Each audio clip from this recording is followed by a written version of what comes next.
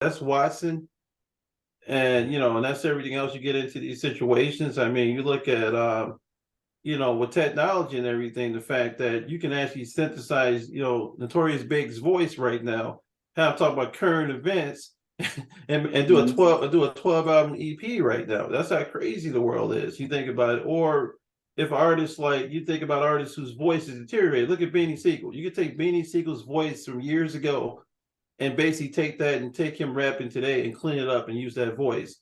And Beanie Mhm. Siegel's reborn again at this point. Right. See, so here's my ultimate idea when it comes to like specific, or my ultimate stance when it comes to AI is that at this point, AI cannot replace the true spark for creativity, right? And I mean that in so much as saying, like, going to your idea about Biggie Smalls. Yeah, we can get Biggie Smalls' voice, right? And we can make it say some stuff. However, Biggie Smalls saying some stuff is not necessarily Biggie Smalls, because it was what Biggie Smalls chose to talk about that made it the art. You see what I mean? Mm-hmm. When he chose to talk about the scenario of where he's talking about, he's like one of them 6'5" basketball players off the New York Knicks. You know what I mean? And the whole story that he like unravels on there. The AI is not going to come up with that story. It may be able to execute the story in a means that's similar to how Biggie would execute, that story. But it's the initial idea. I'm going to talk about this. You see what I'm saying? Right. Here's where I'm going to start off at. AI can and scarily so, it can do everything after that. You know what I mean? Mm-hmm. But it can't come up with the seed of the idea. You're right. It doesn't have the soul. There's no substance in that situation. It's almost like it's like a layer on top of something, but there's nothing in that layer besides what you put in that box. Exactly. It's not impromptu. It's not spontaneous. Like freestyling is spontaneous. So Right. if AI is out there spitting bars right now, these are pre-described bars. These are stuff that you said, hey, look, Donald Trump's in office. We don't like him. I want Biggie Talk to about say that. it. Talk about that. That's Right. pretty much where we're going right now. Right. So now, so then the fear, and it'll probably happen at some time in our lifetime, right? Is the AI becoming sentient, and it being able to have a will to say, I like this, I think about this. So if you ask me to write a rap, I'm gonna write a rap about what I think is important, not what you told me to write about. You know what I mean? But what I think is important, because in reality, all if we're scared of AI doing what it does right now, then we have to be scared of other people, because that's all other people do. There's a saying, we stand on the shoulders of giants, or great artists are really just great thieves. You know what I mean? Right. We're all sampling, we're all putting together compilations of words, ideas, thoughts, phrases, feelings, emotions. All of those are not necessarily ours. They can come from conditions and environments that we've been in, where the general way of being is to be, I'm a thug, so everybody around me is a thug. So if I start rapping, you know what I mean? Because I am a human being who wants acceptance and wants praise, I'm gonna rap about thug stuff. Why? Because that's the content. And that's the people always say matrix, but people need to look up the word matrix. Matrix is a two-dimensional situation, a lattice. I am on a crusade for the word for changing the usage of the word matrix into the less sexier but more accurate definition of what people are talking about, which is a three-dimensional atmosphere, as opposed to a two-dimensional atmosphere. Matrix is two-dimensional, lattice is three-dimensional. We live in three dimensions. Anyway, if everybody in my lattice is on thug stuff, and I'm seeking approval, I'm seeking praise, I'm seeking acceptance for my artwork, well then guess what? I'm a sample from the drug dealer down the way. I'm a remix with some thug stuff I heard over here. And then when I spit my bars, guess what you're gonna get? You're gonna get thug, drug dealer stuff, all because I want the praise of my peer group, if that makes sense. Same thing if I'm a conscious rapper or somebody who doesn't talk about thug stuff. We're all sampling, and that's all that AI is kind of doing right now. You know what I mean? It still takes the human to actually have the seed of the idea, and it's in that concept is where I see life for human beings being enhanced. Because if you're a true creative, you're not just another carbon copy of somebody else doing something else. You know what I mean? Another sheep in the herd, per se. Then you can look at AI and say, man, this frees me up from doing all the other drudgery work, and all I have to focus on is being purely creative. Because now I can execute. Now I can execute at a rate that is almost superhuman. All right, I agree with you on that. I guess you started thinking in terms of even with producing beats, right? I wonder if that next level was going out and trying to figure out what's not been sampled or what's basically you can hide the beat to the point where you can't find the sample anymore. So people are, artists aren't getting credit for the original production of work anymore. I mean, it's crazy stuff you think about it, because it's hard to catch a sample today, right?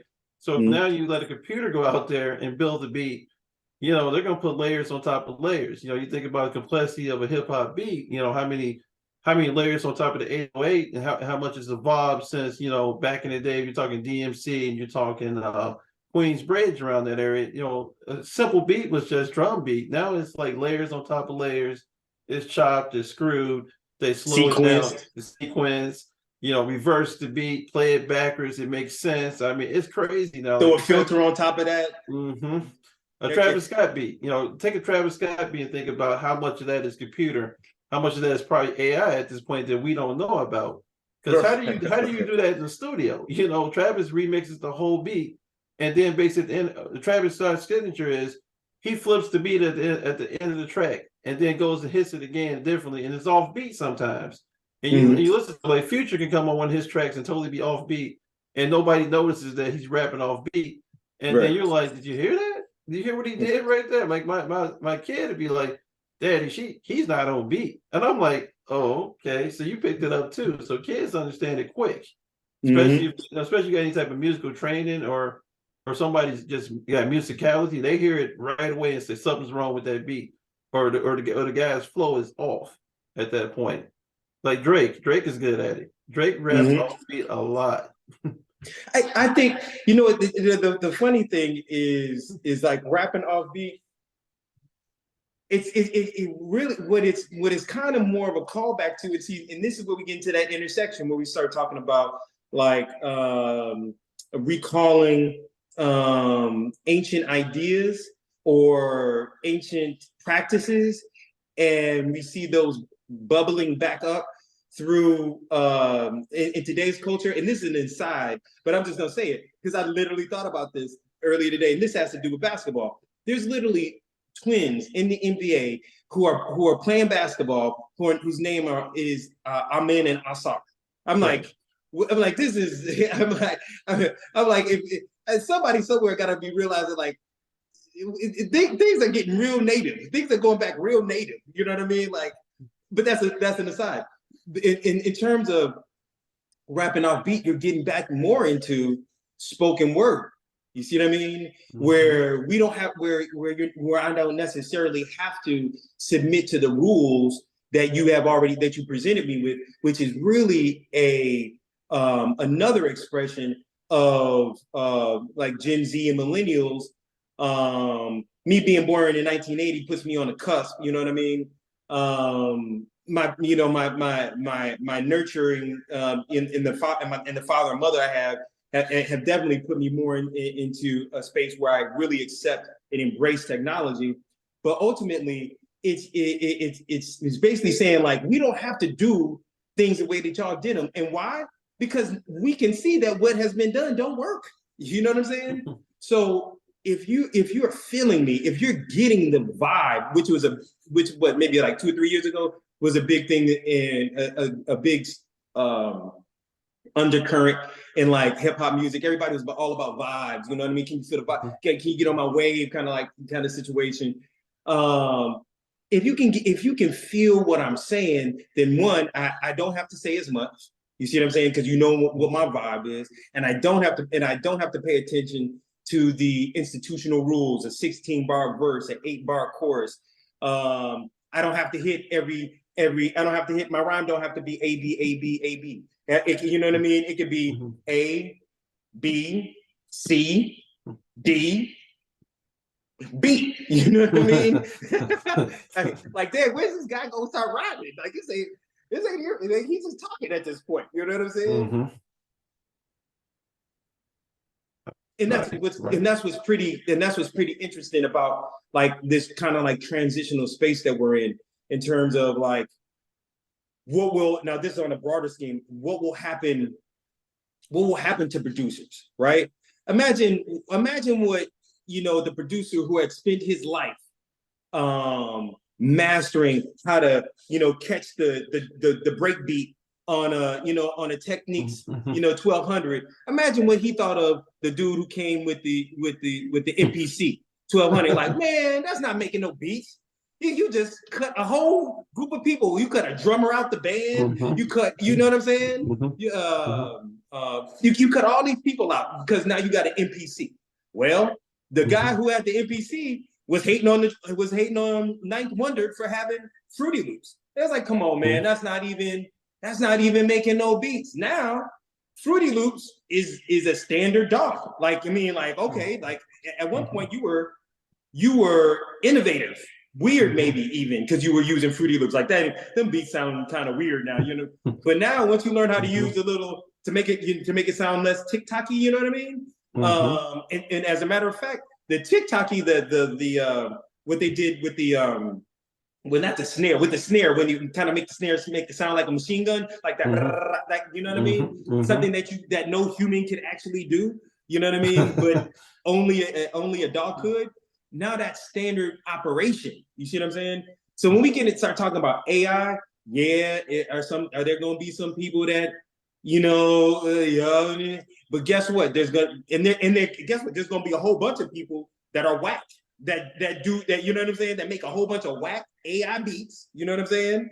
But all it takes is for one or two people to show the artistry through it. And then everybody's like, oh, that's how you can do it. Got you. And then everybody starts doing that until that becomes whack. You're right. You kind of touched on this a lot. And I appreciate you just diving into the conversation because, we already recorded already. But I'm curious about saying some words about the intersection of technology, culture, and the emerging spiritual consciousness, as you put it. Because you've kind of already addressed it, but I was curious like where you're going there as far as like the intersection of it all. Man, think about what it took for you. And this is a break from what we were talking about. I mean, this is on top, but like we're cutting, and this is like a new section. Think about the anxiety that people suffered during COVID, right? One of the first things, it wasn't popular before, but it became popular during that time, having like a teletherapist. You know what I mean? That's technology and wellness coming together right there to solve a real problem for people, right? Let's take something less severe. I have anxiety. I have, and this is me speaking to you for real. I have for a long time had anxiety. Had a long time, for a long time, dealt with, various shades of, some kind of depression.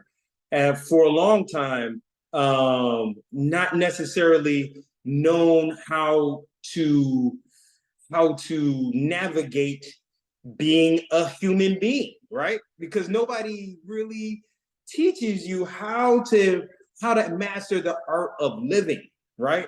So that means everything from finance to my wellness, to relationships, to how do I, start a business.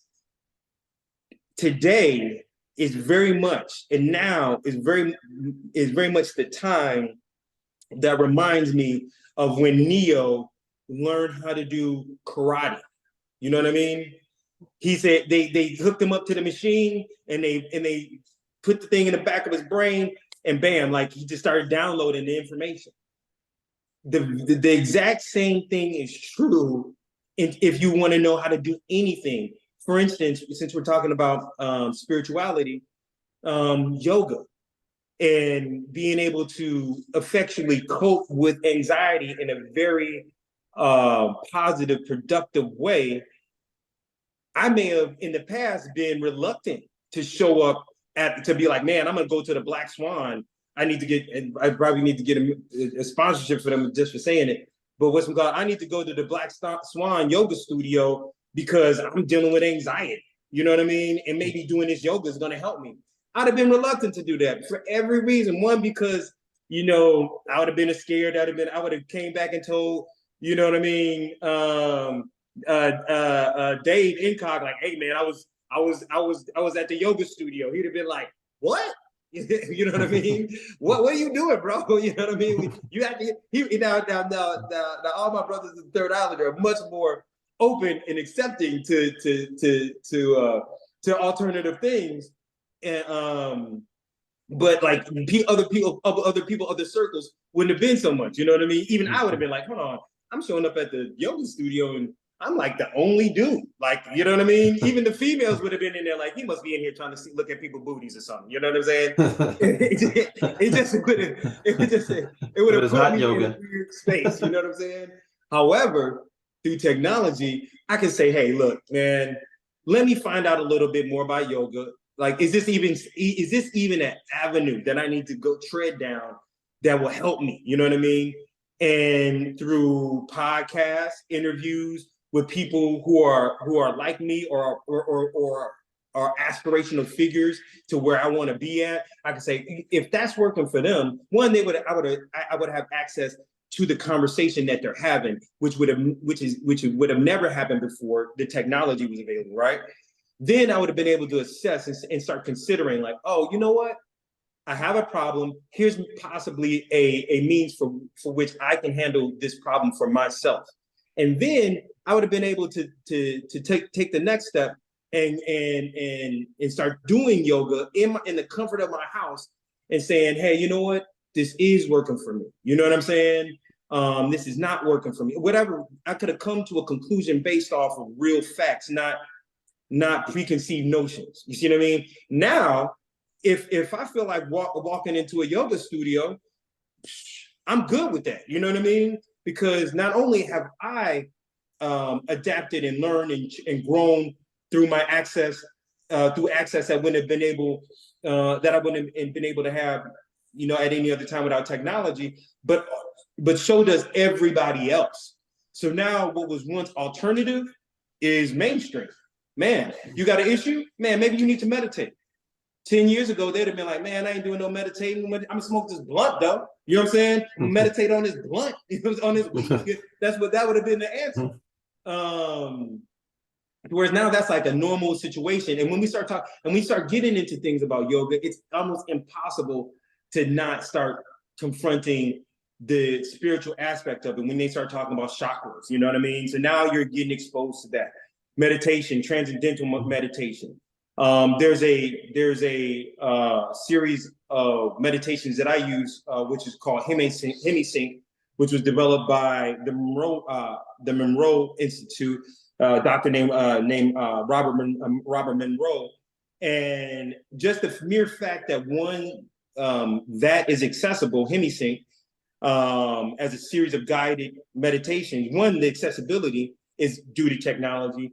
Two, the idea and the methodology used in HemiSync meditation, which is binaural beats, is a form of technology. You see what I'm saying? Yeah. So there you have like a convergence of the technology wellness, running parallel to spirituality. They're not the same. They're not the same. But they run parallel, very close parallel. And then you even have, the idea that culture on the grand form, like the collective culture, collective consciousness, because of the access through technology, sees things that were once alternative as mainstream. And now there's acceptance. Now it's like, man, if you got issues, bro, like if you can't, let's say you don't do none of the holistic stuff. You can even go and get on Cerebral again, man. I'm plugging the hell out of these people, man. We're working up to some sponsorships. Here we go. What's it called? But now it's like, if you got an issue, man, and you got $100, why wouldn't you go to Cerebral? Why wouldn't you be like, man, let me see what they got for me? You know what I mean? Now I don't have to worry about a whole bunch of stuff because I can go through a little bit of therapy, get the kind of diagnosis and the kind of prescription I need to deal with myself. I love this idea about collective consciousness because you sent me some of your thoughts, and I think you're sort of like talking about this new kind of spirituality where it's like it's rooted in connectivity, obviously ethical responsibility and global community, but this line kind of got me. It's like you're sort of thinking like you got one foot in the server room and the other in the meditation circle. So like I ain't judging you. This is a safe space. So yes, yeah, I'm like this is definitely a Third Islanders like safe space for show. And then like definitely when you mentioned Incog and Dave, like we're gonna have Video Dave on the show at some point. We already had Crave and we had Iowa Rockwell last time. But man, I just been wanting to have you on the show to kind of like, spit some gems for us and just tap into the mind of NorfStar, as it were. Heck yeah. If you really, it's like, I think about like what life would be like for my kids, man. And there's a lot of dystopian media that's out there. And you can definitely find some positive interpretations of what the future could be like. But that's where I'm at, man. I'm like if I'm not in the process of marketing and trying to find ways to help companies to like to grow and better serve their communities, then in order to give that kind of love out, you have to be doing something to replenish that, right? So it's like, what are you doing to replenish yourself? And for me, it's meditation. And for a long time, it used to be drinking. You know what I mean? It used to be like that was my means. I was like, man, drinking and smoking, let's do it. You know what I mean? How about some womanizing? Let's get the trifecta in there. You know what I'm saying? of toxic habits and cultures. You know what I mean? And habits like this habit. It's inhabit all the negativity that we possibly can. And in that process, there was a lot of broken relationships. You know what I mean? And at some point, you look at yourself and you have an idea of who you think you are. But all you have to do, really, if you really want the truest mirror, is look at the quality of the relationships that you leave in your wake. You know what I'm saying? And at a certain point, for me, it was like, yeah, I'm not feeling the quality of the relationships that I have left in my wake. Now, thank God, which we call it, I wasn't a complete bastard to everybody along the way. You know what I'm saying? But at the same time, there was dissonance, right? There's a dissonance between who I thought I was and what I thought I was doing and what was really happening. And at some point, and there's a culmination of events that occurred for me in my life that said, hey, Nolan, it's time to rectify this dissonance, right? But the only way you're gonna do that is to really look at who you are based on your habits, right? And then what I also got, which was awesome. It could be sad if you thought about it like that, but what I also got was like from Scrooge, where he kind of like the ghost of Christmas futures, whoever that person is, that entity is. And then I got closer with my dad, right? Who was dying. You know, just I mean, you can't put it no other way. From all kinds of different angles, you know, the machine is breaking down, and very much like him, there is a wake of relationships that he left, and he just now at the age of 77, 78 next year. At the age of 77 is coming to grips with the dissonance in his life. You know what I mean? So being able to get closer to my dad brought me urgency in terms of saying like, hey, you know, this is who you are, Nolan. You know, this is who you are, NorfStar. The bars are tight. You know what I mean? But you've even given up on the bars, Nolan. What you doing? You know what I'm saying? Like, so where the bars at? You know what I mean? Having that mending that relationship, and the process of mending that relationship brought urgency to me in terms of saying, well, okay, well, now it's time to rectify the dissonance and start moving differently. You know what I mean? Moving very much like how your bars would have you move, Nolan, because in your bars is the best you. You know what I mean? The person who was writing these things was guided by ancestral powers. You know what I'm saying? So half of the time I would never take you know, rapping as serious as I could have or plan to, just because it's like, man, I put the pen in the paper and this start coming out. You know what I mean? Like, this ain't even me. Like, so I can't take credit for this. Like, and half the time I forget the words on stage. I'm like, and because it resonated with somebody else, they would know the word. And I was like, okay, let me get back in. You know what I'm saying? So complete irresponsibility with the talent, right? But all that leads to me showing up at you asking me to do the intro, me showing up at Gage, because even before that I took some time out in Phoenix to do more, to get back into it. And it's just reclaiming, you know, my gift, my power, and being responsible with it. Like, you know, I know I don't have to smoke. I don't have to drink. I don't need any of those trappings of those things that I thought I needed. No, all I need is a mic, a pen, and a piece of paper. We can get it. I love that you're like, you know, bearing your soul and you know, not afraid to disarm here, because yeah, man, like always on the mic, you were nice to me, and I always was just loving the vibe that, you know, you put in the music thing. But like when you're doubling down on this meditation concept, as it were, like you're making me think of I recently watched the Hulu series about the Lakers, right? You know, like just kind of like pinpointing a lot of them. And then the one part of this story that you're making me think of is like when Phil Jackson came into the fold. And like, I think for a while he was having them do some hippy dippy stuff like meditation and whatnot. And for a while they were like, why are you making us do this? And, you know, a lot of people forget about, like, you know, the magic element of Phil, like obviously with the Bulls, but, you know, just like what you have to do sometimes to kind of like take a step back and kind of look at the bigger picture.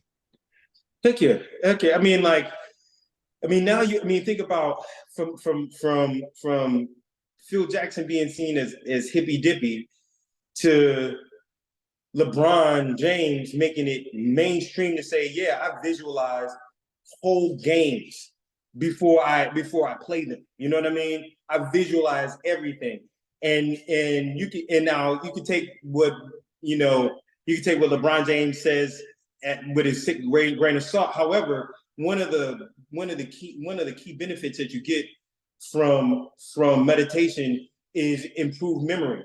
So then you say, okay, LeBron James said that he visualizes every shot he takes, how he know what the shot's gonna be, right?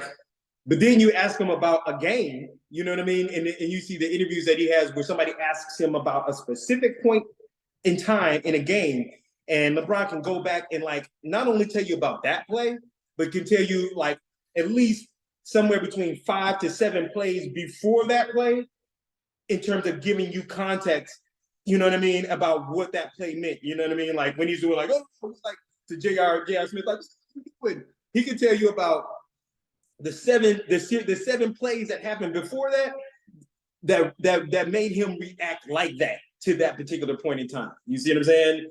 And that's why, let's just get into this, man, because you brought up Phil Jackson, and I brought up LeBron James, and there's one glaring figure that we ain't brought up, and this is part of coaching, man. This is part of coaching. This is part of coaching.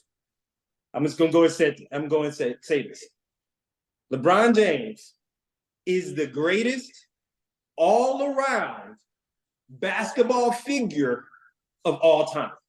Of all time. There's really not even. Come fight Star. Here it is. Here it is. Okay.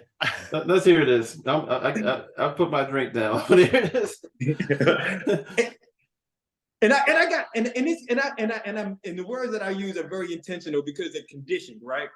Mm-hmm. He's the greatest basketball icon all around of all time. Because he has to live in this era, and because he came in how he came in, and because he's still doing it today, and because of all of the ancillary items that come along with being LeBron James. Period. But when you talk about the greatest, let's look at athletes right now. I used to like to think I grew up in the era of Michael. You grew up in the era of Michael, and the thing that's so crazy about it is with LeBron is that that's a social media influence going on basically, but they control the narrative. You think about this, his Clutch Sports, his organization controls the narrative. You know this right now. They got the media in the back pocket. They decide what's talked about on these interviews. They dictate the narrative of every conversation going out there. Michael didn't have a media team like this. I would say LeBron is the best at controlling the narrative I've ever seen any sports athlete ever, because they have the media thing down to a science. They understand how to control emotion. They understand marketing. They're genius with this stuff. There's a whole group behind them. Well, Michael Jordan, the difference was if there's no Michael, there's no LeBron, because Michael basically is the predecessor to what you see today. He's the reason why you have the media the way it is, why athletes are judged at a higher clip. But before Michael, there was Wilt, and there was Lou Alcindor, before he came Kareem. These guys kept the league alive. And don't forget about Magic and Bird. Yes. So the NBA almost died. You think about it, the NBA almost passed away after the ABA and almost went kablooey. Michael saved it to the point where Kobe came in, and Kobe's that branch to LeBron at this point. So they're passing this thing on. And I would say, like, today, the difference, I would say, like, I respect him. I like him better as a person, to be honest with you. But you know what? When I want to win the game, I'm going this way. If I want to just be great at something, good at something, I'm going this way. So in a way, me and my kid argue about this all the time, because she's 11 and she feels that LeBron is the GOAT. And I said, the GOAT to what? The GOAT to what? He's great at all angles of today's media facet and how to control the narrative. He's the greatest at that, to be honest with you, because he made me believe the Disney championship counted. Disney,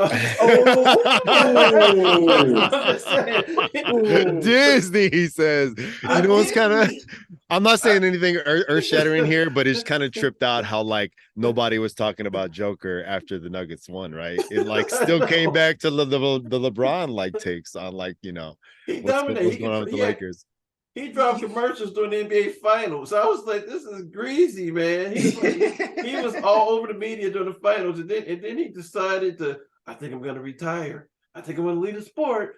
No one loves me. And Joker's like, man, I'm beating the hell out of people right now. And he's talking about his feelings. ESPN did a whole interview with him. They went interview LeBron and talk about his life in basketball. And they planned it during the finals. That is brilliant. And Michael did the same at The Last Dance. He dropped The Last Dance during the middle of the finals, and he totally devastated the finals. So LeBron took a note from Michael and said, hey, you know what? I want to be seen again. I want to be the center of attention. So, that's the narcissism in the situation. All these greats are narcissists. You talk about the mental health, mental wellness. Hip hop's the same way. Athletes are the same way. Any great basketball player is a great MC if you think about it. He's got to sit up at that podium and tell his story to a bunch of people that are already picking holes through your story. I mean, LeBron's got a lot going on this year. You got the Bronny storyline. You got his storyline. You got Rich Paul. Rich Paul, messing with Adele. I don't know how the hell that just shows up every once in a while. Rich Paul and Adele are a power couple. That ain't got nothing So- to do with the NBA today. Like baseball, it's like Travis Kelce and Taylor Swift. I don't Mhm. watch. I don't want to watch football and see Taylor Swift. I want to watch football. Taylor Swift can come after the game or whatever you Mhm. want to do in that situation. She's Taylor Swift. I don't want the Swifties to terminate our podcast, but you know what? I think is great. We show up to see Travis Kelce, and Taylor happens to be there. But I get what you're saying. It's like the whole you look at MCs, you look at Rakim versus Jay-Z or somebody, right? Like Jay-Z Right, is right. the greatest of this era rap wise to a certain point, but you gotta look at Big, you gotta look at Nas, Rakim, you gotta look at even Slick Rick in that situation. There's Right. a lot of great storytellers been out there, but it's all interpretation. I think the way I'm starting to deal with it, this is my mental health moment. The way I do this NBA great thing, the greatest art thing, this is the greatest to me. Because I fight with 9 people every day, I get to the point where I don't like watching the sport anymore because I'm seeing I can't take LeBron in for who he is because I'm too busy trying to find flaws with his game. Because somebody else, one of my friends, is texting me at 2 o'clock in the morning talking about how great LeBron. I got a friend every day sends me a LeBron GOAT video. And I wonder, Is he really a friend? Is he really a friend? is it really a friend? You sit there and you go, man, are you in love? Mental health friend. Mental Or health is, friend. or is he in love with LeBron? I don't know which one it is. He might just be in love. He wants to move Savannah out. He wants to move in the house. That's how crazy this is right now. But yeah, I'm agreeing with you on that. You have to meditate and get away from it. You got to take what you think is your truth, or what you're we call it trauma navigation. You got to navigate your own trauma because somebody out there is screaming, "This person's awesome," and your person sucks. And this is an ongoing battle. I think we just gotta appreciate everybody for their greatness. And that's the only way. That's the only way we gonna coexist as people at this point. Because mentally it's too much. You turn on TV, it's LeBron smiling, then it's Michael selling more shoes. And you know what? And the reason why I even worded that I did was because if you ask, I am in total agreement. You know what I mean? When it comes to playing basketball, I'm just sorry. There's just nobody greater than Michael Jordan, right? Mm-hmm. However, I will give you pushback on whether or not Michael had control of the narrative. I think that Michael and Nike had the ultimate control over the narrative. Simply because they, meaning Michael and Nike, along with the NBA, realized that Michael is the future. If we plan to survive as a league, it will be because this Michael Jordan, and let's just put this in context. Michael Jordan had everything working against him. He's in terms of mainstream adaptation, right? Mm-hmm. He's a black dude, a dark-skinned black dude. You can't even hide him. You know what I'm saying? A dark-skinned, bald-headed black dude who plays basketball, right? I could shut up and drop that in somewhere in the South where I live and let the racial stereotypes start. You know what I mean? They'd be like, they would just go on into infinity, right? Whatever. At a time in the 80s and 90s where any three of those combinations ain't really working for you. You know what I'm saying? How did you get that guy to be the face of a campaign? Be like him. I want to be like him. You don't do that without major coordination between, again, Nike, the NBA, NBC, everybody that's involved with that. It was a coordinate, even to the point where just recently you really get a alternate view of things from Isaiah Thomas, because he's been talking a lot lately, where they basically saying like, look, dude, they changed the rules of the game for him. They said you can't do this no more. They said you can't do that no more because they wanted him to win. You see what I'm saying? And being a Chicagoan, and honestly, this sounds so sacrilegious, but like low key, if I was up to no good and a Michael Jordan commercial came on, I would stop doing it. I'd be like, he can see me. Mike can see me. You know what I mean? Like Mike was God, you know, for real. Like that's, you know, but that being, you know, how I was raised, to now seeing like, oh, there's not just two sides of a story. There's like 58 sides to a story. It all depends on which channel you choose to, you know, turn into, you choose to tune into. And kind of seeing like, no, Mike had a huge amount of control over, more control over the narrative than LeBron James can ever hope to. And the reason I say that is because, again, there was not as many outlets. So if you could control what ABC was saying, NBC was saying, CBS was saying, then that's all you had to worry about. You know what I'm saying? You got the newspapers, but that's the Tribune and the Sun-Times. And as we got older, we got to know that Michael ain't perfect. You know what I mean? Right. Oh, Mike had a gambling problem. Mike was a womanizer. Mike stayed out all night. You know what I'm saying? Showed up at the game like Mike. You know what I'm saying? He showed up like Mike, but that was how he was living. You know what I'm saying? You compare that to hyper scrutiny, which is what LeBron James has. You know what I mean? And yes, they are very much in control, and they very much orchestrate, and they're very much proactive about the narrative. But that's because they have to be, because so many other narratives have access. And now we're going back, and now this is the intersection of culture and technology. You know what I mean? And just general psyche, what you call it. So many people, I could be in my basement, and this is something that Donald Trump took advantage of. He's like, I don't know who said that. That could have been some dude in his basement with it eating pizzas. And you know, the funny thing about it, he was actually right. He's like, it could be a dude eating pizzas in his mom's basement. You know what I'm saying? Posting all of these comments. That's how much power people's opinion has nowadays. You know what I mean? And if you know a little bit about social media marketing, then guess what? I can get at least I can get this in front of at least 20,000 people, and I probably don't even have to spend more than $100 to do it. You see what I'm saying? Right. And now somebody who is, case in point, I was just seeing this thing, and this may be true or may not be true. However, it popped up on my YouTube feed. They were talking about this guy who I don't know, was saying like, you know what? Shannon Sharp may be bisexual. You know what I mean? Now, I don't know if that's true. You know what I'm saying? This guy who said it didn't really have that much evidence. They just showed a picture of some dude that he claimed to be somebody that Shannon Sharp happened to mention on Undisputed when he was on Undisputed. But now, because of social media, that thought is in my head. I can't get it out. You know what I mean? And I have absolutely no evidence whatsoever other than the fact that this dude said something on a YouTube short and said it. Like, now it's real. I mean, now I'm looking at Shannon Sharp like, he could be. I don't know. You know what I'm saying? It's a thought now. You know what I mean? So now, if you are not being proactive, and the only problem that we have with LeBron is really because of what he did with the decision, right?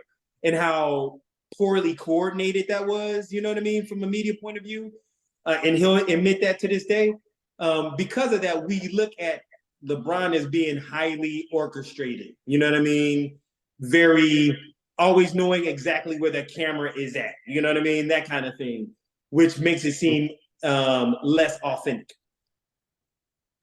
So to unfairly like make an analogy with like the hip hop game and the basketball game, right? If you want to talk about like a Rakim or a Jay-Z just coming with hard bars, and you know them sort of being emulating Mike, like what about LeBron? Like, would it be the closest analogy would be to Drake, like when you're like being down into your emotions and having to navigate, you know, this like this social media space and what have you? He's Drake, because he's Drake. People consider Drake to be GOAT. Some of these children consider Drake to be the GOAT, and I think and rightfully so. Rightfully so. You know, I agree. Well, because like, what do we ask from our greats, right? We ask you to be culturally relevant. We ask for a level of productivity, right? And then we ask for a level of vulnerability.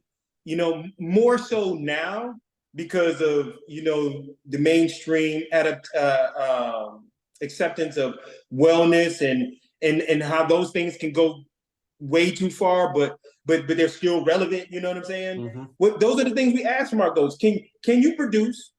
You know, can you show up when it matters? When conflict comes your way, how do you handle it? Do you shrink or do you? I mean, and honestly, Drake's GOAT moment was Meek Mill's. It was like, how do you make this thug ass nigga not say nothing to you? by doing it back to back. That's how you do that. Oh, and then what he have to say after that? But It's like, he called Houston though. He called Houston at that situation. You know how he made him disappear. How he stopped talking. You know. No, what? You know, like the thing is with Drake is Drake's got a lot of powerful people behind him that want to see him do well. So you get into Baby, right? and you get into the whole situation, you know, his backing from Houston, you know what I mean? That guy in Houston, you know, and they made them phone calls and said, leave our little buddy alone. Buddy's gonna be okay. We'll see you out there. Like the whole thing when Drake is beefing with Joe Buttons right now. Joe Buttons is getting threats from other people right now on behalf of Drake. Because like Baby, you're right. Baby was like, "Yeah, you better tone that down a little bit, brother." Yeah, you're too greasy right now. I need you to wipe that grease off your face and hug my goat. And Wayne in the background, like, I thought I was the goat. No, it's Drake. He makes more money than you right now. So, but that's how it works, you know. Like, yeah, Drake would be there. Drake would be. LeBron is closer to Drake than he is to Jay-Z because you know Jay-Z's got a killer instinct. Drake's instinct is I'll let the other man shoot you, and I'm gonna sit there and pray and say "Six God" in the background. So, and I respect that. I respect that. You see the hands come up. You see Baby in the background with a pressing curl, in my head. Oh, gee. And that's the pressing curl. It's in the background. Daddy, don't touch him. No, not the. Don't do it. Don't do it. Thank you. I mean, so if LeBron is Drake, okay. Who is okay? Here's one. Who is Stephen Curry? Rap world today. Damn, that's anywhere. Put him anywhere. Any rapper you can imagine. Who would Stephen Curry be right now? Who's changed? I mean, it could be Travis Scott today. If you think about Travis Scott has changed the emo hip hop life. You think about it. There's kids out there that think this guy's production is just like, man, up there with Rick Rubin at this point. You know, Travis already. Scott, yeah, already. And even though I think that Travis Scott, he's still not that developed as an artist yet. I love Travis, but I hear a lot of Kanye in the back of Travis. You know what I mean? There's Kanye and A$AP Rocky. Yeah, a lot of Kanye and A$AP. So the influence is there. Travis is awesome, but you know he's not. He has not sledgehammered anybody yet. You know what I mean? He hasn't. He's at the brink of busting through the mainstream and becoming that guy that sits on top. Like you think about Future's done it quietly. Future's got more platinum records than a lot of people want to admit, and they sing his songs. You know, I called myself one day. I was mumbling something Future, and I'm like, man, Future's like the gospel for the gospel everyday toxic that you want to do as a man. You just think about Lord, about Lord Future in the background. He's just like, man, you know what? I got rid of my bitch, got a new bitch, and you're like, oh man, Future, man, I got to do that. He's like, not in the Gucci slippers. Not in the Gucci. You made a song about it, Future. Why the Gucci? Or be like 2 Chainz praying for stuff. 2 Chainz been praying in every song he's ever released. You ain't never noticed him praying for certain things. No, give me an example. He prayed for a Bentley truck, and this is brought up. He prayed for a big booty bitch. Yeah, you're right. All I want, you sure right. He's the most. So like when we were, and I know it still exists, and this is kind of slightly an aside, but it seemed like, you know, growing up, there was a hard line, and those say this definitely. I want to hear what you got. There was a hard line between gangster rap and like hip hop. You know what I'm saying? Between Backpack and I got a dime sack, whatever the case is. Does that line still exist, or where is that? There's no line anymore. I think that culture is blurred a little bit because think about it. You got You got gangster rappers now with backpacks and Gucci bandanas. You know, fashion and being a thug has changed. In Chicago, every kid that's a killer wearing Louis Vuitton or Prada or Gucci. If you Right. think about it, it used to be you had streetwear. Streetwear now is high end fashion in small jeans. If you think about it, they dress Right. they dress like mobsters in Florida now. They dress like like they go into Florida and go into gamble at night, at the casinos or something like that. But Right, with the Hawaiian shirts and everything. Hawaiian shirts and everything. You think about the small shorts. You think about the low top dunks. They dress like a geriatric 80-year-old at this point. And it's crazy when you think about that culture, but that's where we're at right now, where it's blurred to the point where everything is fashionably acceptable. It's all about your charisma and how you rock this stuff, and even how you rap. You think about it. You can rap about anything now, get away with it. Think about Sexy Red. Think about Trippy Red. Let's go through all the reds right now. Let's think about how everybody raps right now. They rapping about like right now the women's movement is rapping about everything that men rapped about in the 80s and 90s. We grew up in NWA and stuff like that. They had songs about busting the girl down. Now you got having songs about being a bust down. So it's they taking ownership of the bus. Like y'all is saying, gonna be busting me down all day. You got 30 more minutes. 30 more minutes, and I'm gonna suck your toes too when I'm done. So he's like, man, I don't even want to. You know what? It is. I don't know how I feel about it, but like the sexual openness, and it's like people are bored. It's like we just gonna do everything. We're gonna do everything. They're like and okay, now this gets back into technology. This gets back into culture, and it actually gets even into another little area that I'm quite interested in. And maybe this is a whole different time and subject, but the effect of technology on people's ability to create relationships, and how things like pornography guide sexual interactions in terms of what women and men are expected to do, and at the same time how the underachievement of males 40 and under opens them up to replacing relationships with pornography. You see what I mean? And that's a whole and I wish I could inject some spirituality into that conversation, because I think that that's the thread that's kind of missing. And when I mean spirituality, I'm really more meaning taking time to know self and using some principles. And I ain't talking about it could be Christianity, it can be Buddhism, it could be whatever it is, but taking Islam, we can take anything, Judaism, whatever, having some principle, some guiding principle that you're willing to apply into your life. So for me, I'm more into like going to the root of things.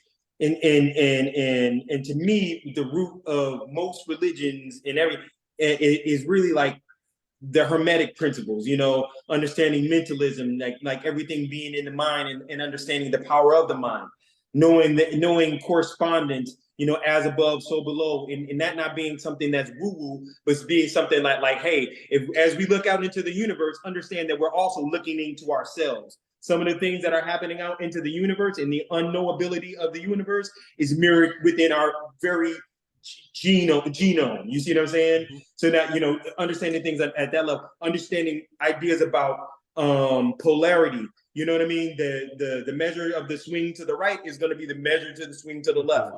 That has a lot to do with culture when we think about politics. It's no coincidence that like when we go through 8 years of a Democrat, everybody, including Democrats, be like, man, it's time for something else. We need something else, because this ain't. You got to swing the other way, because too much anything good is a bad thing at this point. Exactly. Because, the bias is there. You think like hip hop wise, like you go through the trap, then you go through the drill. We were conscious before that. We were, Puffy at one point, all he wanted to do is dance. So you think about music, every cycle there's a different round. Like Wu-Tang might have came too early in that cadence. If you think about it, they're more needed today than they were needed then. It's crazy when you think about it. They fit in today with this generation more so than they fit in with our generation. And Man, you don't say that, man, because Wu-Tang saved my life. Let's say everybody's so life. I need it.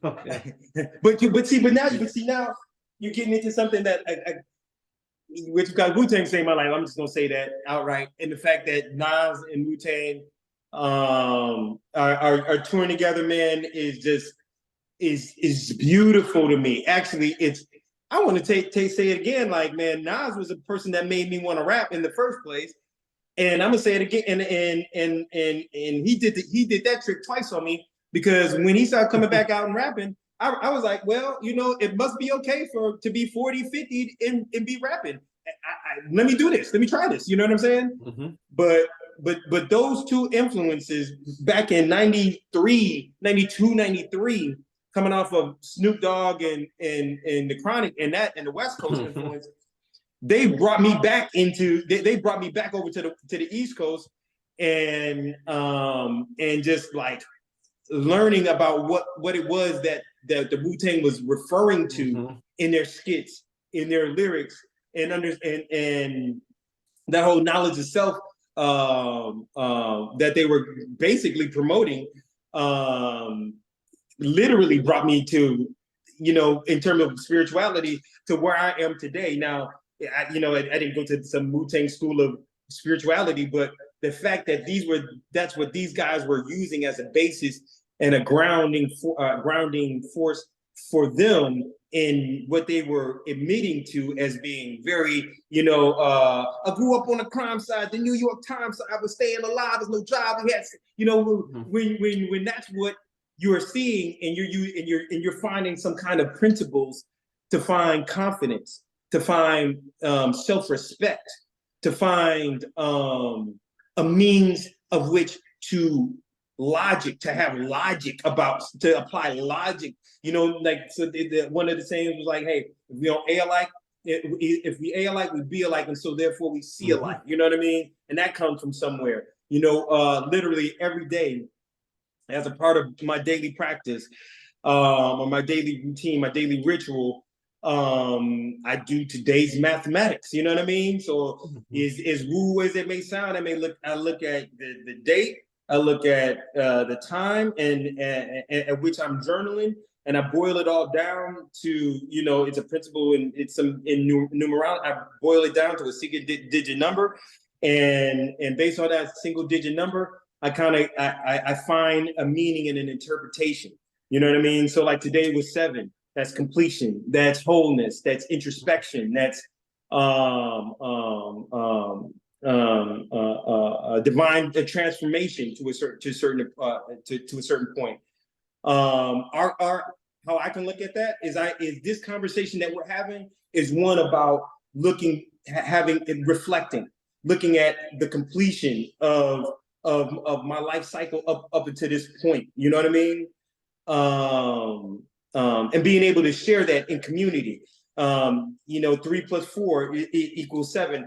4 being a number that speaks to the elements, being elemental. We're talking about the elements of spirituality. We're talking about the elements of culture. We're talking about the elements of technology. We're talking about the elements of how, the intersection, the transformative nature of time and space in society, and how all those things interplay with each other. There's 3 of us on this phone call, on this Zoom call right now. You can make it mean anything. But when we bring it back to Wu-Tang and Nas, man, like, dude, like they were everything. They taught me about about having an idea about fashion. You know what I mean? There's so many times, I don't know if you remember it, and I don't know what your relationship is, Novak, with Chicago, but I grew up on the North Side, man. And on the North Side, we had an Army surplus store right there on Broadway and by Wilson. You know what I mean? It doesn't exist anymore. I bought a lot of fatigues from there. I know exactly. Good. You did. We probably passed each other, or we were in the store at the same time. And the dude, the old white dude that was the proprietor of that Uh-huh. store, looked like he may have been selling some other than army fatigues in the back of that thing. You know what I'm saying? They I probably- know. I bought a baton from him. I bought a collapsible baton from that guy back in the day. He Man, saw but everything. dude, my whole wardrobe was fatigues and Wallaby Clarks. You know what I'm saying? Yeah. That was it. That was that. They made it cool for me and my guys to be like, "Hey man, what you wearing, bro?" You know what I mean? That was a conversation that you wouldn't have before. You know what I mean? Like, I'm gonna wear the navy fatigues. You know what I'm saying? With the bandana wrapped around. That was our whole situation. So. Or a nice polo pair of Timbs with it. I mean, we even started putting the back brace. You know that back brace you put on like a bulletproof vest. We put the back brace on top of the polo, and people with the fisherman hat, with the bucket hat, you know what I'm saying? And the strings under the chin. Yeah. I bought a lot of stuff in that guy. Or we started rocking like black exploitation figure T-shirts with the camo. Or you go out and buy the Woo wear T-shirt. So yeah, it was a religion. Woo was a religion. So when you start rocking that stuff, and everybody looking at you like, when you get the Woo wear shirt. I mean, I had the Woo wear jacket. I had the Wallaby Clarks. I had every pair of Timbs. You know, it was good times. You know, today clothing ain't got no identity. So it's kind of weird unless you wearing joggers or like a T-shirt you got on. I got a hoodie on or something.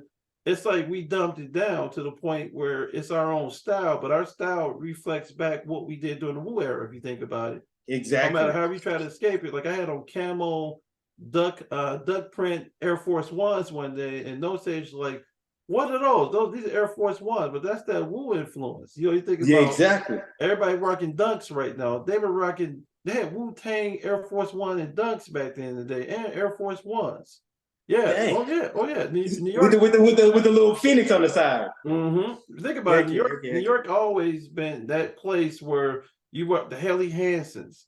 The Helly Hansen was big. Got the Helly Hansen on. You got like you got the Tommy jackets. They made Tommy. We didn't do the Tommy jackets, and it was hard to find a Helly Hansen. So you had to be in Filene's basement, which don't exist no more. Or you had to be in TJ Maxx, like really searching for. What we went for was the Columbias. You know what I'm saying? The Columbia jackets. Columbia's work too. You know, that. And then Chicago got the Pelly Pale people. So you got they were the people. They were their own stuff. Their own culture, man. Because Avrex and Pelly Pale are different. I have to explain that to me. The Avrex people, it's a soft, buttery lambskin jacket. The Pelly Pale jacket got glitter and gold on the back. And it's hard. It's hard leather. It's hard leather. Shell. It's cow. This is lamb. That's cow. You know, that's a whole different class thing you think about it. Because Avrex is back again right now. And people I remember the first time I saw Nas rock that Avrex in Belly. That white on white Avrex in Belly? With the lace. I had to get that Avrex. You know, I was like, that's it.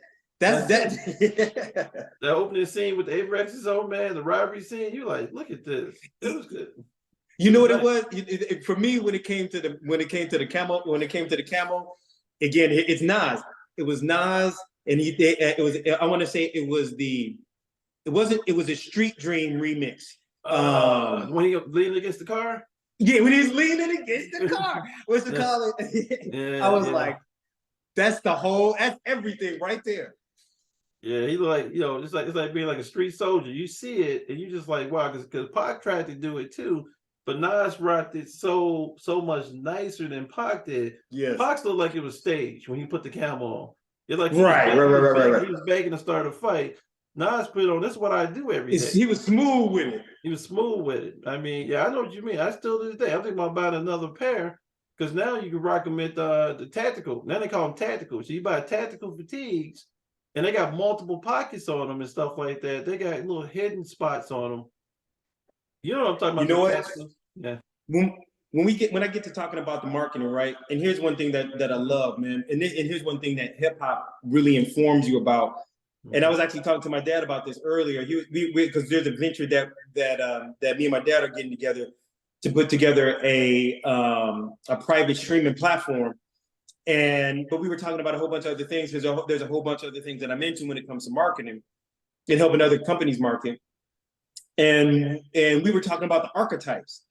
Like he was like, oh, that's kind of like Jay-Z, how Jay-Z does this and he does that. And I was like, well, Jay-Z's just the latest and the greatest. You know what I'm saying? When it comes to like the business mogul thing, it really all goes back to Russell Simmons, right? And then Russell Simmons led to a Sean Puffy Combs, and Master P. They're kind of like their counterparts, they're contemporaries, and then you get a Jay-Z, he takes a little bit of Sean, it takes a little bit of Master P, and then he makes his own thing along with him and Danny Day. I take all that to say right now, and this is what this conversation is gleaning from me, is like now, because of technology, we have the opportunity, and it all is not going to be like grand, nationwide drops and stuff like that. But we have the opportunity to go and find suppliers, to go and set up our own e-commerce stores, to go and develop product, and then through the use of social media, sell and market and sell product.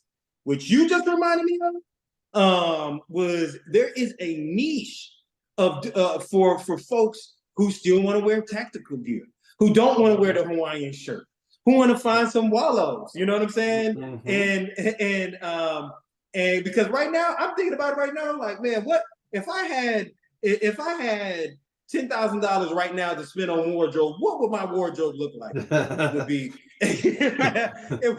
it would be wallows, it would be polos, it would be fatigues, long pants and shorts. And what's great about it is that now, with the advent or the accessibility of technology, you can look at incorporating different fabrics. Like for me, I love like fabrics that wick, fabrics that, you know what I mean, that are kind of like along the dry fit, almost, tech silk kind of feel. Imagine being able to take like a short sleeve, short sleeve kind of tactical look, military green or nude color, along the lines of like Kanye's, Kanye really sparked that whole more nude, natural earth tone color deal, you know what I'm saying, which he got from more of the militaristic, look. Imagine being able to marry all that into, a short sleeve shirt with tactical pockets and all this kind of stuff, and being able to sell be able to sell your wares and market your wares to folks like me and you who are like, yeah, you know what I'm saying? It don't necessarily have to be from the 90s because they weren't using the best. That some of them fatigues, the fabrics weren't the best. You know what I'm saying? Right. But I can marry some of that into what I want to do right now, and I can low key make a living selling to guys like me. You know what I'm saying? And at the same time, I can cultivate that audience to sell my music to. You know what I'm saying? I don't need to go platinum. You know what I'm saying? All I need is all I need is if I can get 5,000 to 10,000 people to buy my stuff. You know what I mean? And I got my analytics set up right. Then guess what?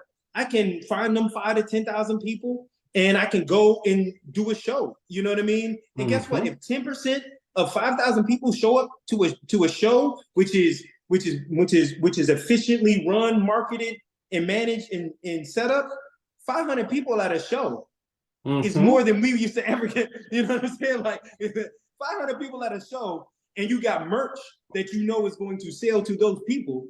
That's a business plan, bro. That's a business plan. Well, think of it this way. People now, think about, we live in a Hellcat society. You know what I mean by that? No, they want that badge. Like, you know why people buy a Hellcat? They like the Hellcat on the side of the car. So it's that badge. You see the Hellcat on the side of the, like, different car or whatever. And you look at it like, I want that car.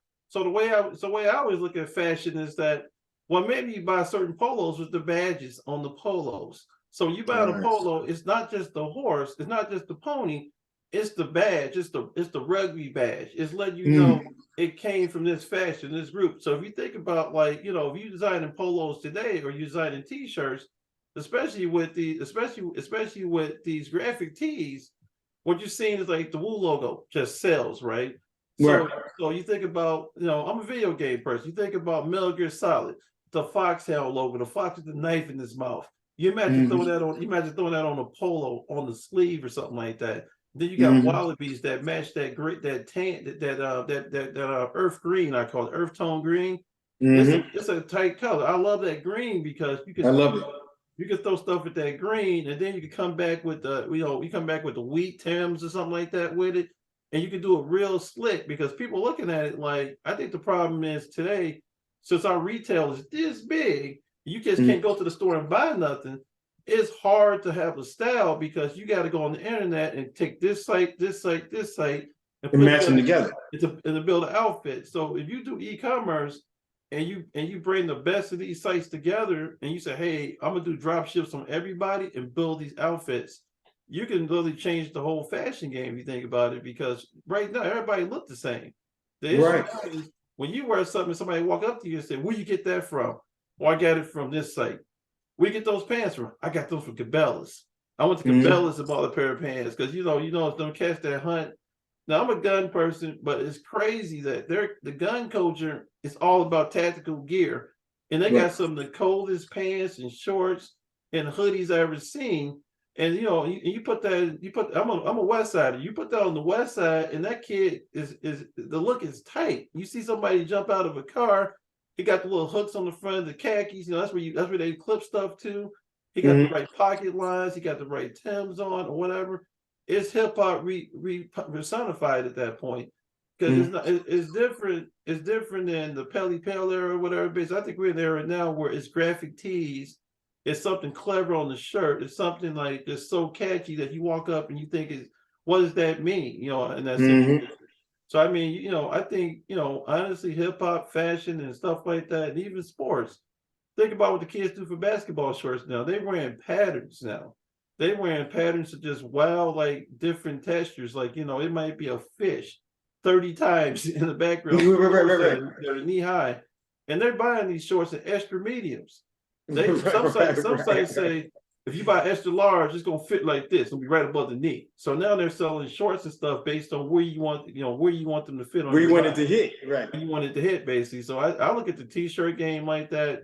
Like look like you wearing that Heather Gray. Mhm. Heather Gray to me is the best. It's the best t-shirt to make because you can throw anything on Heather Gray and it pops off. I don't care what it is. Right. Yeah.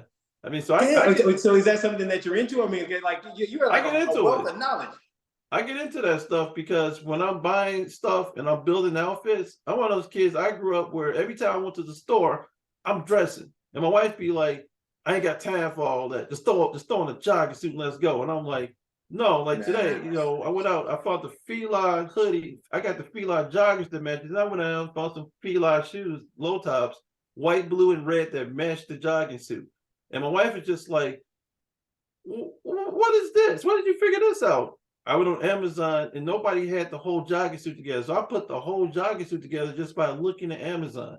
And that's the And that's you know what, you dated yourself only and I'm in that same thing is one of the things, and I saw this on Blackish and I thought it was the funniest thing ever, was because it's true. It's like if you got Fila whatever shoes you got, if you got a brand on, if you got Nikes on, you better have you cannot wear an Adidas whatchamacallit no, can't mix them. sweat, you know what I mean, hoodie. Kids these days will do that. And I'd be like, nah, back in the day, we used to call that perpetrating. If you got Nikes on, then if you got any other sports All brand on, naked. yeah, it got to be the whole thing. It got to be the whole thing. Don't Socks. come out here with some Nikes on and a Reebok box shirt.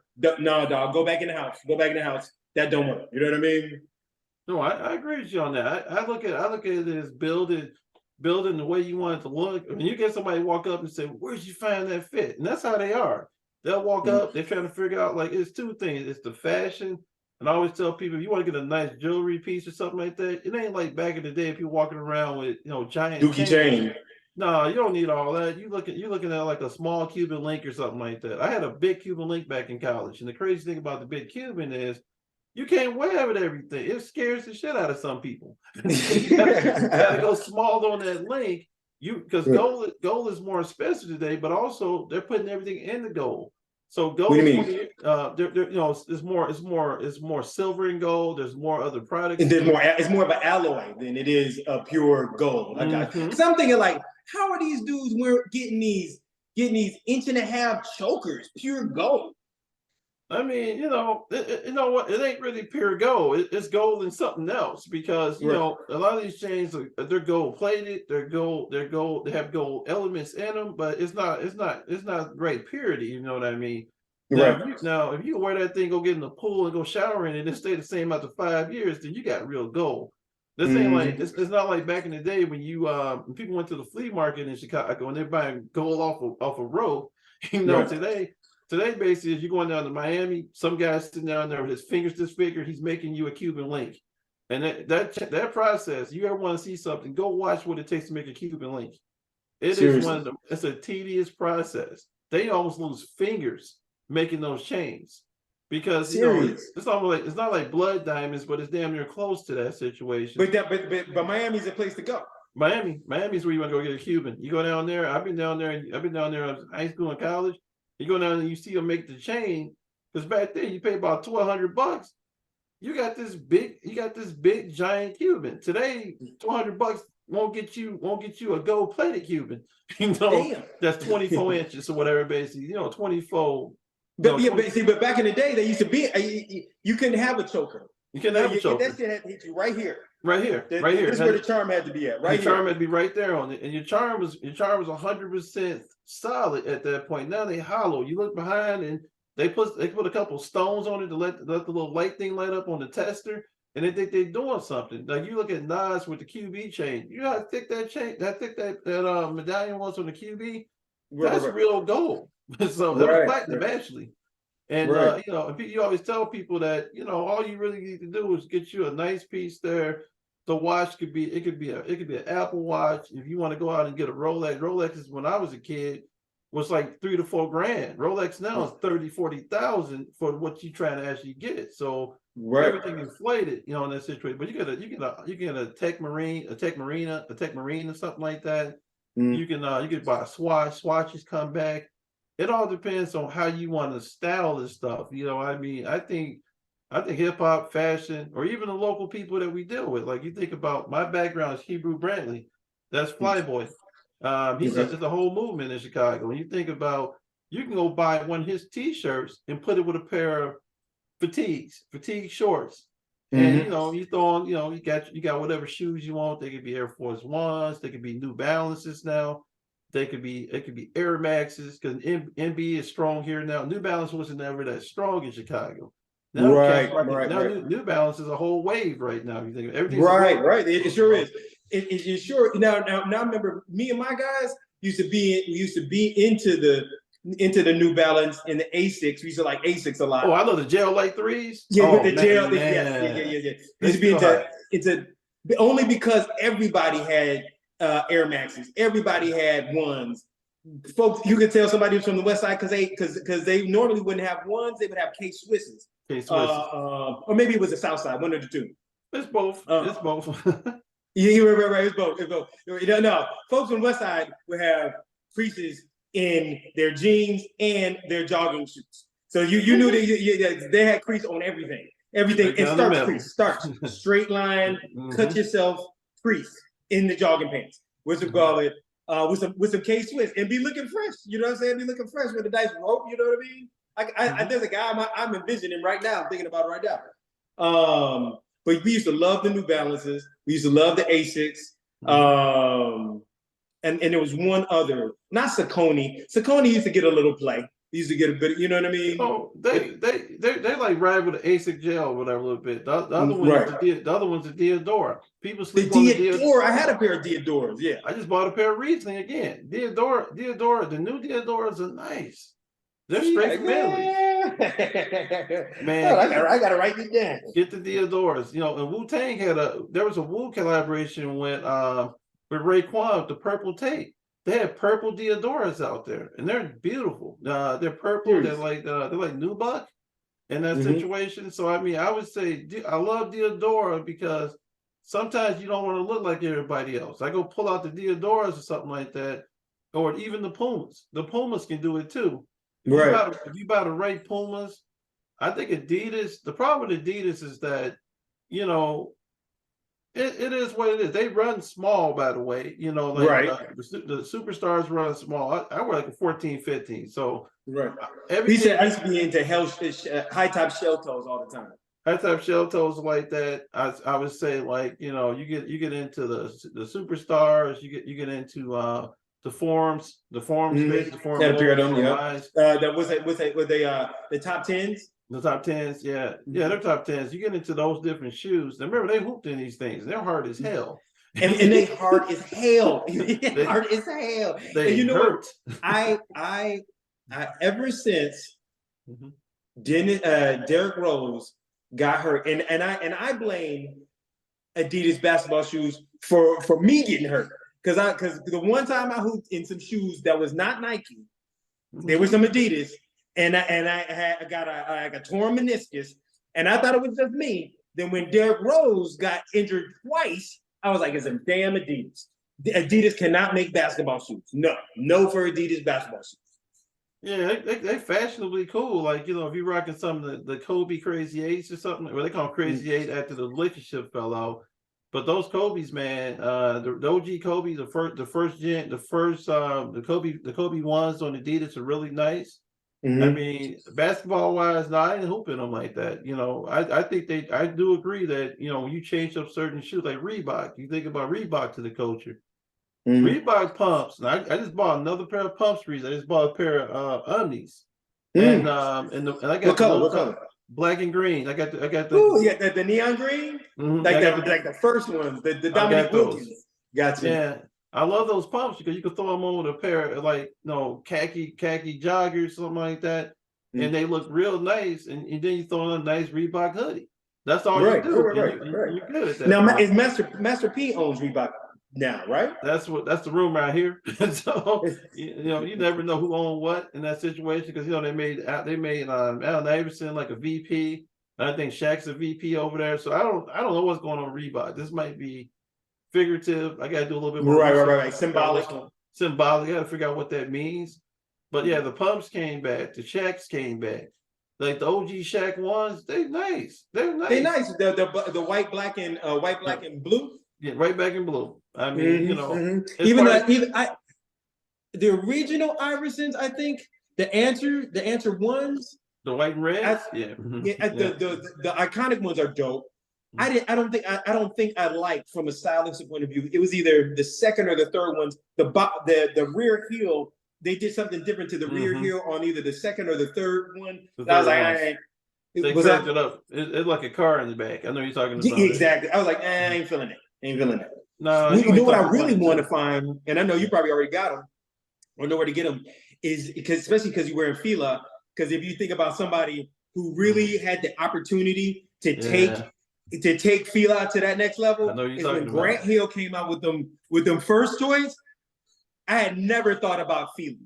The only reason I had even thought about Fila is because they had came out with basically a copy of the Patrick Ewing with the strap. Remember those Filas? The ones with the strap? Everybody had them. But for a basketball shoe, Grant Hill was about to take Fila to another level. That shoe was sick in person. That shoe had had that Brooklyn look to it. It had that New York style to it with the triangle on the side, and the Fila in the middle. And I had a buddy we used to hoop with in high school. He loved those shoes. He used to hoop in those shoes. Yeah, that's what they were for. I know he used to put he had like a wristband around his lower ankle to try to highlight the shoes and everything. I mean the Grant Hills look great. I almost bought a pair of them. I never had a pair of those. I almost bought a pair of the Grant Hills. I couldn't find them in the 14. The problem is I'm finding 13 and 12s. And I don't want to have to like jerry rig that shoe and cut the insole. Man, how tall are you? You wear a size 13. I'm about 6'3", 6'4". Okay, so, dang, you got a big ass foot. Yeah, so you put that 13, you put that 14 on it basically. So you can see that's the problem. So everything, I went from like a size 8 shoe in men's as a kid to like a 13, 14. And then I shot up, and some shoes I had to get a 15 in, like Adidas Forms. I got to wear 15 in Forms because the toe box is this big. It's little, right. And I was size 12 and a half, 13. So I know what you're talking about. My shoe size literally went with my age at a certain point. So when I was 8, I wore 8, 9, 9, 10, 10, up until I was like 12, 13. That's where I maxed out. No, I skipped up there. I was wearing that 14 like in like 7th grade. So it's Dang. like it's crazy. so you was looking like you was skiing. Yeah, you come to somebody's house, leave your shoes at the door, they'd be like, some man over here, them my shoes. Those are my shoes. What man you got in my damn house? Them your son's shoes.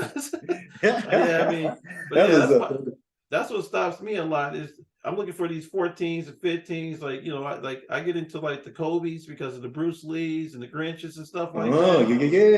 Yeah, you know, it's the heat. You know, like I don't like the shoe culture today because you buy a shoe to sell a shoe, right? Right. You don't wear the damn shoes, so it's like right. And you buy these shoes, and people look at you. Why you got those on, man? You know what they go for?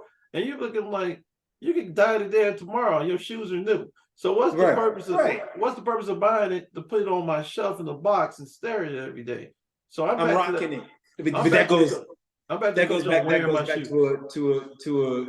a generational difference, man. We would go and hunt them down just so we could be unique. You know what I mean? Yes. Right. And this gets back into like hermetic ideas. There is unity in individualism. You know what I mean? You can be an individual and at the same time still be a part of the whole. You know what I'm saying? Now it's it is much more of a capitalistic point of view, and the artistry sometimes gets lost on the sale and the commerce that's involved. Oh, exactly right now, because it's like you talking about anxiety. Shoe people have more anxiety than regular people sometimes because their anxiety with shoes and clothing is if I wear it, the value's gonna go down.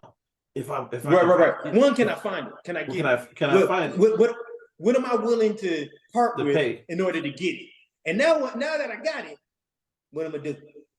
I'm exclusive. I'm exclusive now. I got 1 out of 13,000 right now. That's how it is. You know, you get up at 8 o'clock in the morning. You got your phone in your hand. You're trying to get through the sneaker app. Then you find out your credit card expired. Oh my God, I ain't gonna get them. I got to put a new credit card number in there. Then you put them in there. You put them in your card. And sneakers said you have now entered a draw. And then everybody sits there in the room or wherever you're at on pins and needles, waiting for you to get that. You either got them or you didn't get them.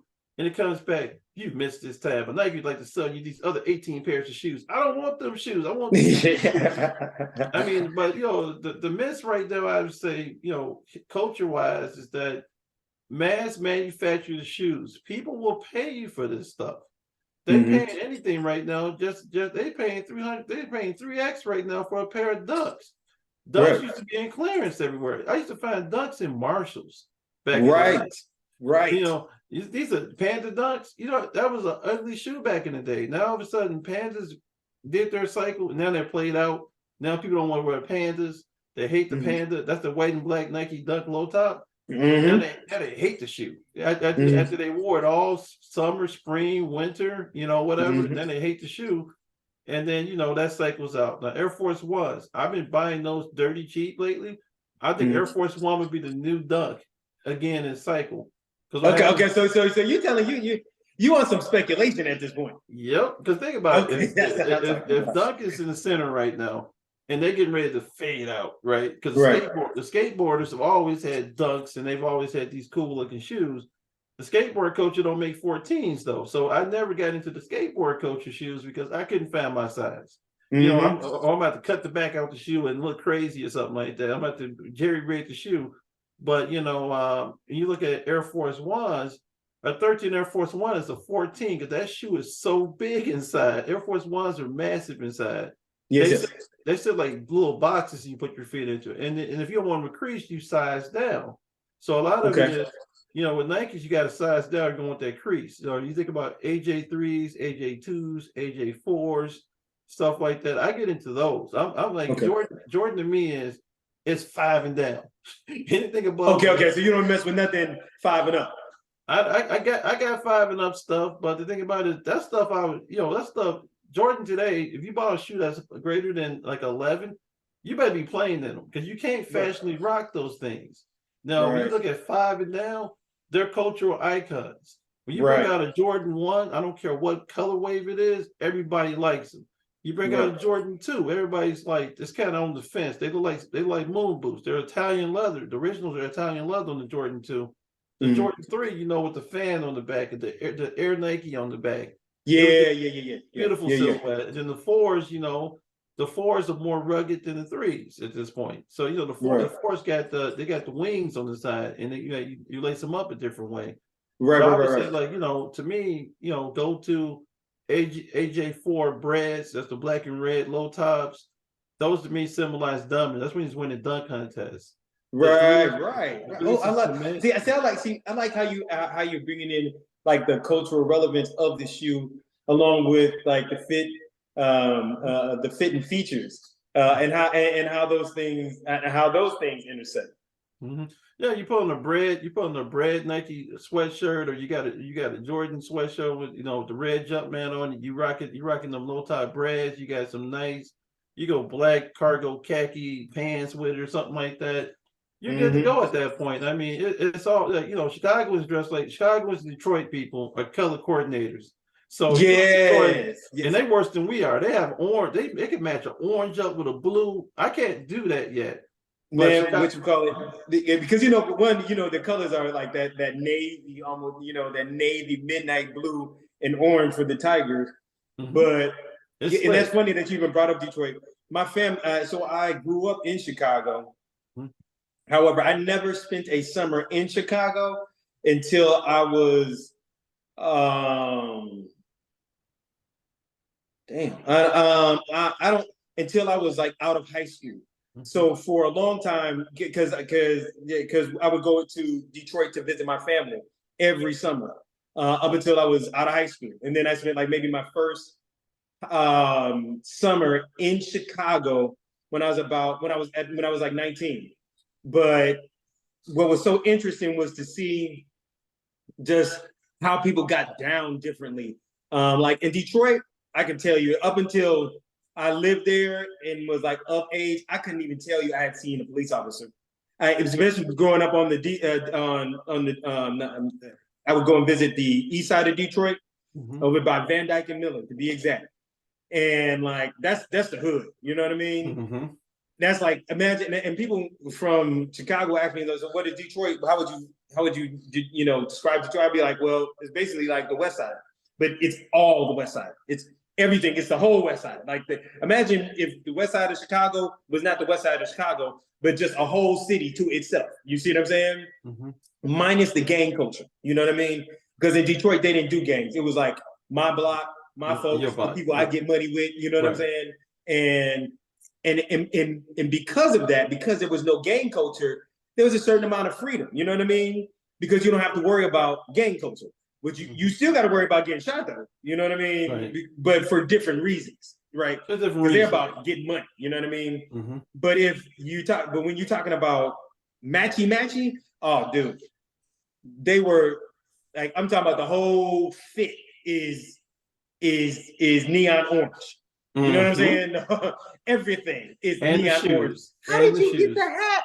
How did you get the camouflage? You went and got the neon orange camouflage with the shoes, and you got like a little something around. You got the watch. You would have got the watch with the neon green band on it. Oh, like they like that, and they were, and just like you talk about, they weren't going nowhere if they wasn't fresh. Nah, bro. I'll stay right up in here until I'm ready to go take this shower, get clean, get my fit together. You know what I'm saying? And then I go outside. Where you going? Oh, we're going to the store. Going to the store. Damn, bro. I mean, you know, it's crazy because, like, you know, when you get into the iron game and stuff like that, like I had to buy a special. I bought a Rowenta, and my wife was like, "What the hell does that do?" It's a special iron. So I got the Rowenta. I'm steaming my clothes a certain way. I got a steamer. So that's the way I look at fashion. I look at it like, you know, I don't want no wrinkles. It's like I'm trying to come up with a way to make the seatbelt stop from wrinkling clothes, because the seatbelt does that to you too. That's why people in Chicago having a seatbelt under the arm. When you trying to go to a job interview, something you gotta put it behind you or something, like, man, ain't put it behind you or something like that. Now you're gonna have that line going across. But yeah, you know, Yeah, it's crazy. You think you're right about the fashion match and stuff like that. It's huge, because especially you're right. If you could match the shoes with the shirt, because if you got jeans on, the shirt and shoes got to match. If Right, I'm wearing if I'm wearing khaki, my belt matches my shirt.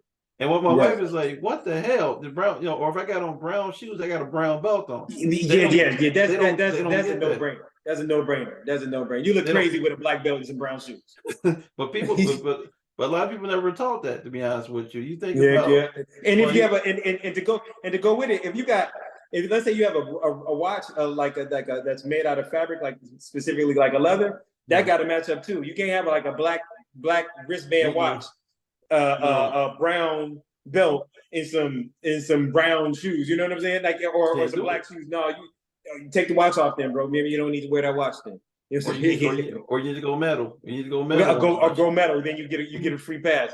Hey man, what's we call it? I gotta cut out. All right, man. It's been a pleasure. Yes, sir. Definitely. We'll definitely get you back on. Get you back on the show. We'll talk more. We'll talk more politics. Fashion. I want to get more into hip hop. But everything we talk about cross sex hip hop.